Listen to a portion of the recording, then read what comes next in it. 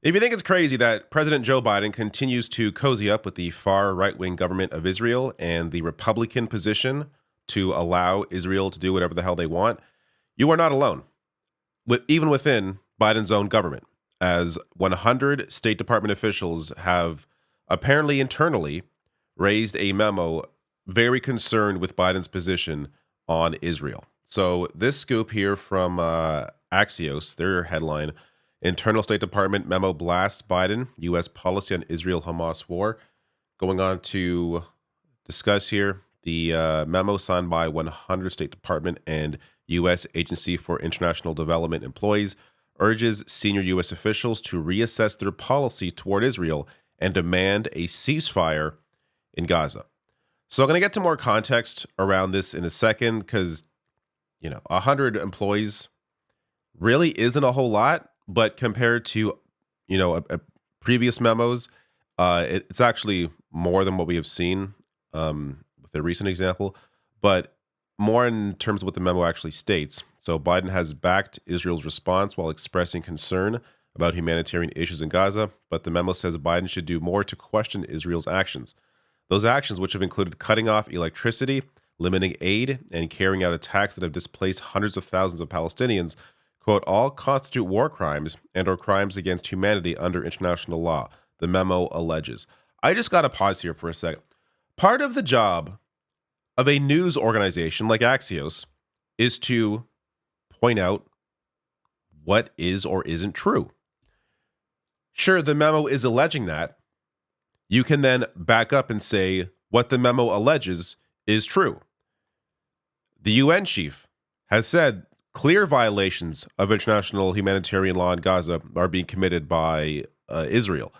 And this isn't even just, this is about the recent events, but it isn't even just relegated to that. We're also talking about decades of violations of international law when we talk about settlements, when we talk about the blockade, the ongoing human rights violations, the apartheid. So, yes, Israel is violating international law. That is a fact. No reason why Axios couldn't point that out here.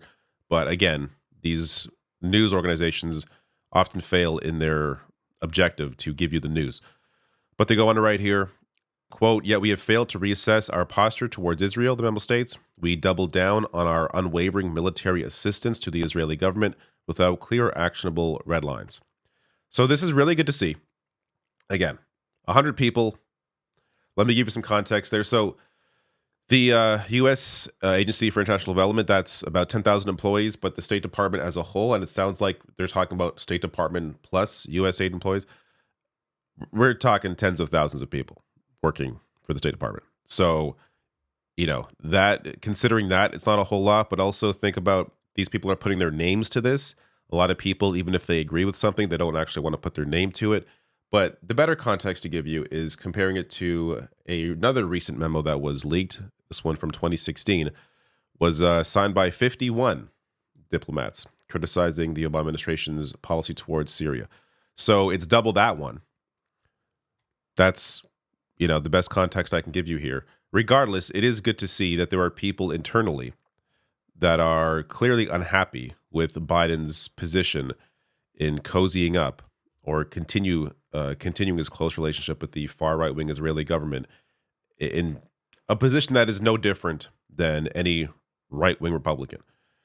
Now, let's look at how this has impacted Joe Biden. So first, his approval rating here has dipped about a percentage point from early October, but the real worry comes in specifically with the Arab American population that historically has been a big supporter of Democrats. So the Guardian headline here, Arab American backing for Biden sinks over rock-solid Israel support.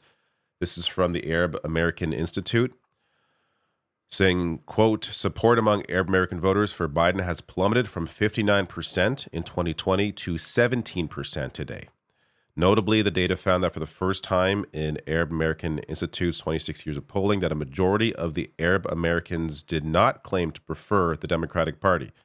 Moreover, 40% of those polled said they will vote for Donald Trump in 2024, a 5 percentage point increase from 2020, marking an all-time high for Arab American identification with the Republican Party.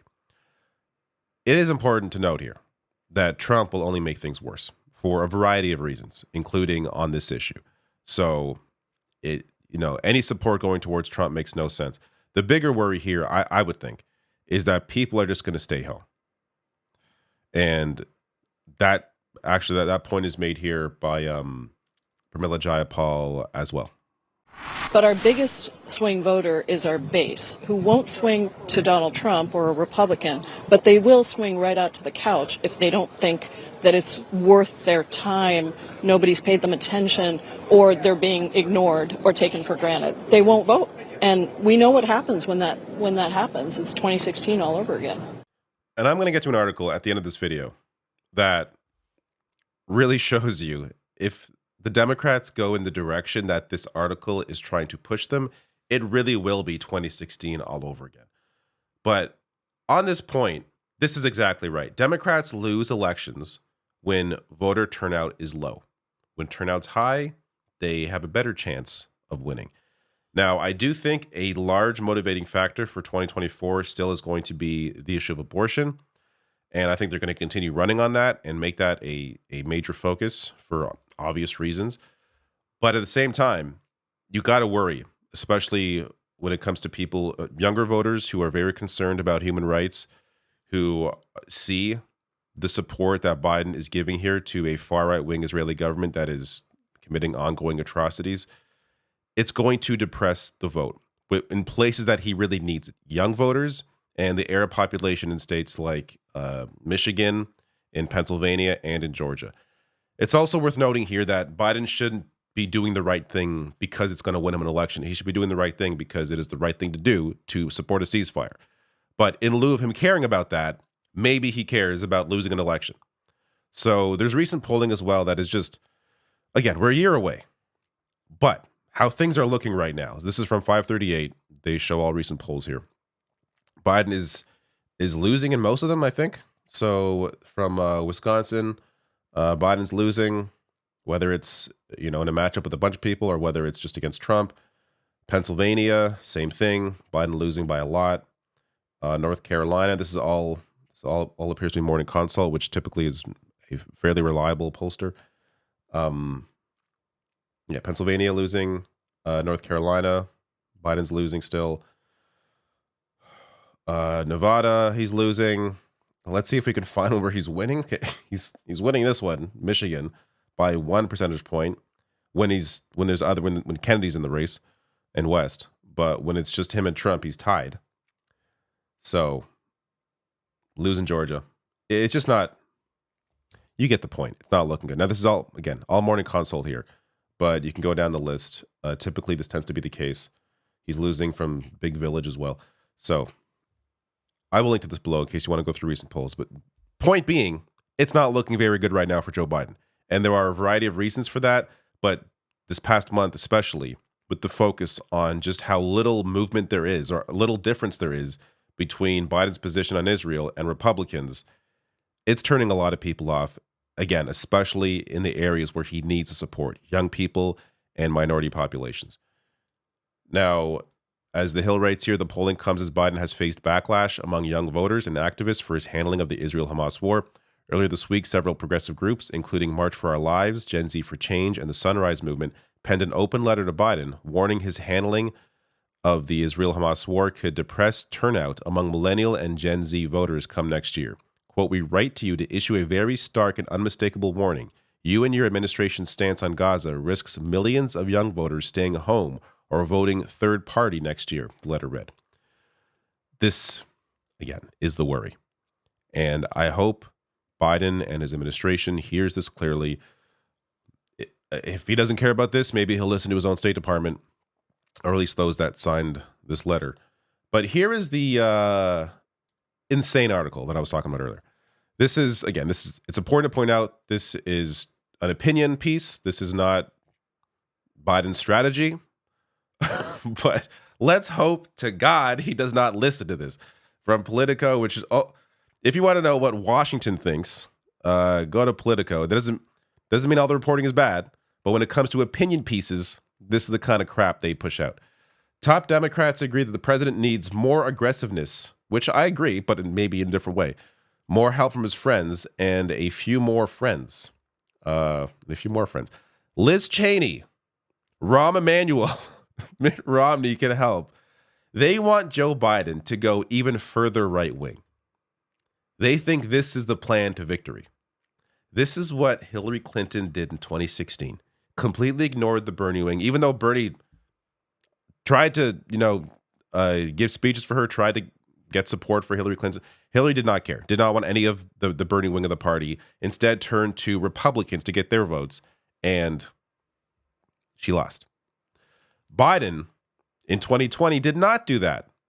He instead decided to focus more on younger voters, actually embraced the Bernie wing that he defeated in the primary, brought him in to the campaigning, and he ended up winning with record young voter turnout. If Joe Biden, if all he cares about is winning, doesn't care about the lives of people, just cares about winning, the smart thing to do would be to listen to the young people. Understand what you need to do here. You please ignore. Not that Biden's watching this, but man, his administration, his campaign is, if they go this way, with the Liz Cheneys and the Rahm Emanuels, they are done. They are completely done. Last thing here, I'm just going to share this below. I'm not going to play it for you, but AJ Plus here talked to various Arab and Muslim voters in Michigan who voted for him in 2020, but say they will never vote for him again because of his recent stance with Israel. So it's worth checking out and really understanding. I mean, there's one person in here, I believe he's a doctor. This guy, he lost, I believe, 20 family members in Gaza in the past month. Even if, you can tell yourself, you can try and tell him, hey, Trump's worse. It's going to be worse for a variety of reasons. You can't put yourself in the shoes of someone who lost 20 family members because of what Israel is doing, and seeing your government in Joe Biden support that, someone that you voted for.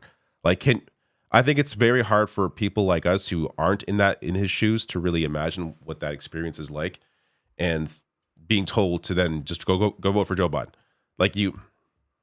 It's very important that Joe Biden understands that the humanitarian thing to do is not just the humanitarian thing to do, but it's also the way he's going to win.